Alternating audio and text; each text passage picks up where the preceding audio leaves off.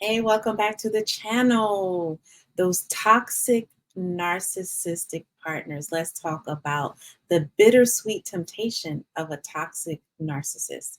Hey there, everybody. I'm Dr. Nicole, and thank you for tuning into the channel. Do not forget to subscribe, like, and share. All right, so I'm sure that many of you watching have somehow at some point been in a toxic relationship, right? You've had that toxic partner, one that either you didn't quite know in the beginning, or even when you did know, you did not care, right? Have you ever found yourself yearning for a love that was toxic? Some people call them soul ties, some people call them toxic addictions, right? This can be a love that brought you pain, yet after it was over, you were still yearning for it. You felt like you had a void that was missing, right? It is not uncommon. You are not alone. It's not uncommon to miss the red flags, to ignore the red flags, or to still want the person despite the red flags, right? Sometimes what it is after all, they had a way of making you feel special, even if those moments were fleeting. I work with a lot of women who feel bad, feel guilty about the fact that they still have fond feelings of that person who subjected them to toxic abuse. It is totally normal, right? A lot of times, those moments of passion where everything seemed perfect are what is etched in your mind. Your brain is remembering all of the good things, right? And part of it is because the narcissist is an expert. You've probably watched hundreds of videos about narcissists. One thing that they are is they're very observant and they're very perceptive. They become experts in you. They are able to start to read people, and you use tools and tactics of manipulation that make you to feel so desired, and they do it effortlessly, right? They play to your needs, your vulnerabilities, and your weaknesses. They read those, and then they know how to feel like they're the ones that make you feel good about yourself, that make you feel desired, that make you feel beautiful, right? They are able to play to all of those. The problem comes though once they get you hooked and pulled in. Beneath that facade, you soon find out it's a facade. There are toxic traits that are lurking there, and they're waiting to just rip you apart. So that's why it's so important to understand how this works, right? Part of what happens is they then switch. They switch the script. They switch the light switch, right? Then comes in the criticism, the manipulation, and the gaslighting. So when you start to speak up about what the difference in their behavior and what you notice and how you're feeling, they will try to make you feel that you are crazy. They will gaslight you, which is to make you feel that your own experience and perception of what's happening is not real. They will make you doubt yourself, right? Or they will criticize you so much. And that also creates a whole other like pathway in your brain where you start to get used to the criticism. And then it makes you become easier to manipulate. They put you through hot and cold. So they deprive you of affection and positive words and just positive regard once they've gotten you hooked in. So then they deprive you or they take away that oxygen, and then they make you want it and almost beg for them to come back or to speak to you again or re-engage with you. And then they love bomb you, right? So it's this back and forth, and it actually creates a chemical reaction in your brain where you go from feeling a void to having it filled, which gives you this big rush of like dopamine and excitement and anticipation. Okay.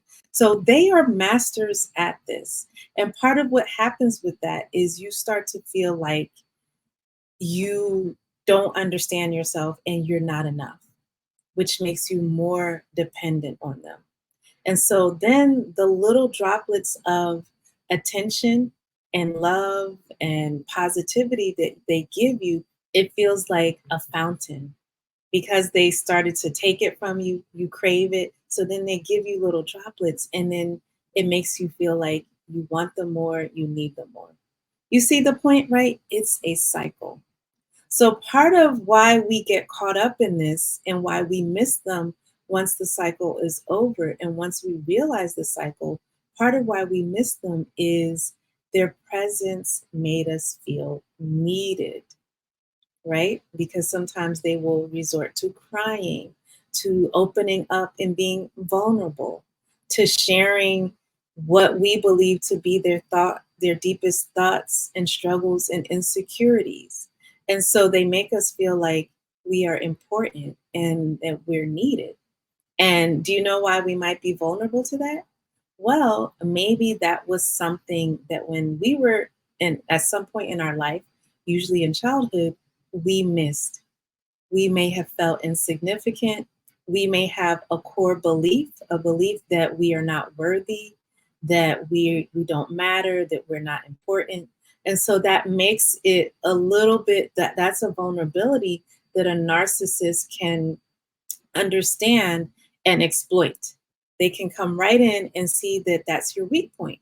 And we all have weak points. So it's nothing to feel ashamed of, but it's something that they learn to exploit and really gravitate to so that you are more open to them. And if we haven't found a way to heal, start healing those wounds, those earlier wounds, that earlier trauma, those earlier relationship voids, then we are, first of all, going to still miss that narcissist, and we're going to be more susceptible. It's like it's going to be, we're going to gravitate. That's going to become our pattern, or maybe it already is your pattern, right? So if we're not able to recognize where this void is coming from, what is that core belief? At your core, do you truly feel worthy? Do you truly know and feel that you're enough? Are you able to go through periods of when you might be feeling a little bit low emotionally or feeling a little bit sad? Are you able to experience that without always needing validation from someone else or without always needing that high of feeling needed by someone else? That's where your real protection from a narcissist comes in because they know that a lot of women can be people pleasers. A lot of women need to feel validated. A lot of women have that void that they're trying to fill, and that's where they come in, right?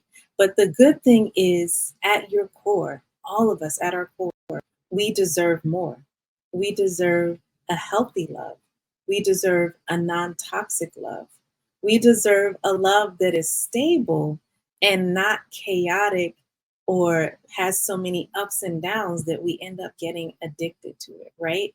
We deserve someone that supports, cherishes, and loves us unconditionally. Yes, you deserve that, right? And a narcissist, once they break you down, will make you feel that there's something wrong with you at your core. Not that maybe you made a mistake in judgment or something like that. They will make you feel like something is wrong with you at your core, and they will make you feel like you deserve the treatment that they gave you, or that that's all you deserve and nothing more. So, by being able to decide that you're going to break free of these toxic patterns, break the chains of toxicity, either to a past narcissistic partner or break the chains so that you're not gravitating to other ones. That is the key.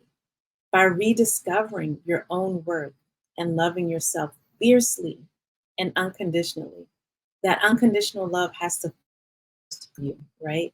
By rediscovering your worth and knowing that you can validate yourself and you don't have to get validation from toxic people. That is going to set you on the path. And then you'll be able to recognize, not only recognize, because we can all sit here and talk about the red flags, but it's more than recognizing the red flags. It's knowing that you can protect yourself from the red flags.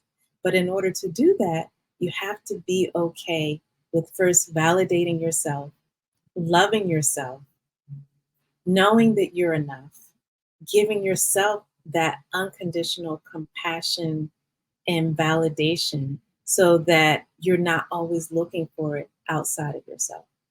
And what that's going to do is that is going to allow you to be open to a healthy relationship. A lot of times, healthy relationships may not feel as exciting, but let me tell you, the excitement of a healthy relationship is a love that doesn't hurt, a love that is consistent, a love that is stable and balanced, a love that doesn't give and then take, right? So you have to remember that while it may not seem easy in the beginning, the signs of a toxic partner will become more clear. And then the yearning and the desire you have for either that old toxic partner or that attraction to potential toxic partners, that's going to go away, right? It's a journey. So you have to remember that this healing from attraction to toxic narcissists, that bittersweet temptation that they present you, that this is a journey, right? Healing from it, disconnecting from it. And it starts with being able to embrace your own self worth. That's the real journey right here. So let us all commit to being able to choose happiness over obsession and true love over toxicity. You deserve it. We all deserve it. All right. Make sure you subscribe to the channel, and I will see you in the next video. It's Dr. Nicole, your boundaries and feminine energy queen. Take care.